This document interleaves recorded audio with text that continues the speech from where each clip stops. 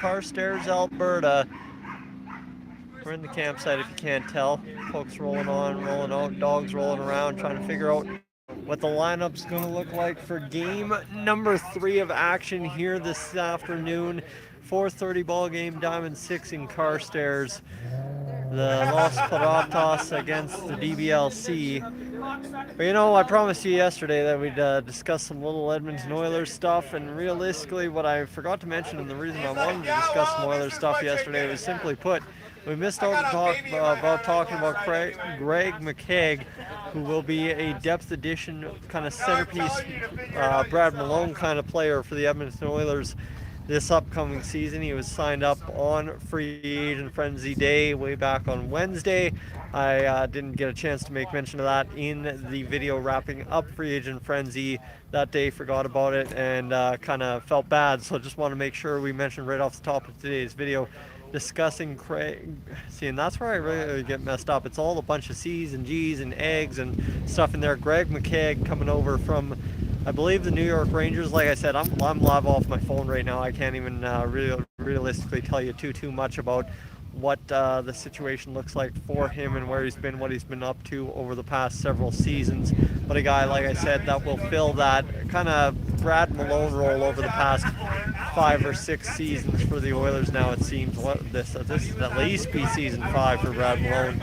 This one upcoming after he signed a 2-year deal to stay with the Oilers on Free Agent Frenzy or some there time about. So that's where we're currently sitting, right? Not too much else happening with the Oilers. There's obviously the rumors that maybe a Sam Gagner comes back.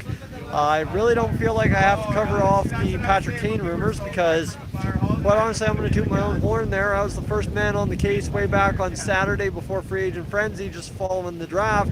Everybody called me crazy then, but look at me now, right? That's where we're sitting. Is Patrick Kane a primary target for the Oilers, whether it be this offseason, whether it be at the trade deadline? He is fully on Ken Holland's radar at this point, and that's where we're sitting. So I'm going to take you for a little wander. We're going to walk around a little bit and just enjoy it. I haven't done the old walk and go video in a while, but to be honest with you, that's really where we're sitting at this point, right? It's waiting for that next move, whether it be the salary dump of Tyson Barrie for a draft pick, whether it be signing someone like Sam Gagner. We're just kind of all waiting for that next thing to roll in. And heck, I might not have checked Twitter in the past hour, been too busy writing some stuff down, and who knows? We could have dumped Barrie, we could have dumped somebody else, we could have gotten Sam Gagner in there.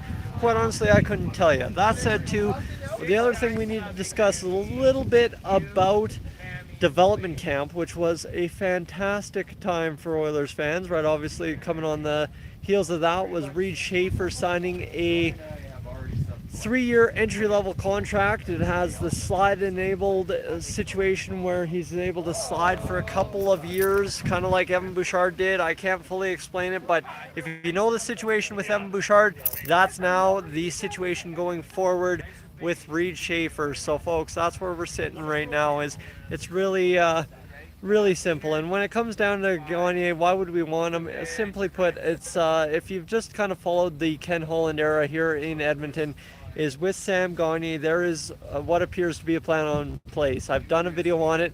It appears, based on what we know with Sam Gagner, whether he ends up in Detroit or whether he ends up in Edmonton at the end of his playing career, he will indeed be in somebody's front office in the NHL the day he hangs it up. Think Jason Spezza with the Toronto Maple Leafs this summer. That is Sam Gagner, whether it be with the Oilers, whether it be he re-signs with Detroit, whoever he ends up with at the end of the line, he more than likely ends up moving into hockey operations of some sort situation for that team. And that's kind of where we're looking is, I mean, if you're Sam Gagner and you're looking at hanging it up, why not come back to Edmonton? Why not be that 14th forward, right?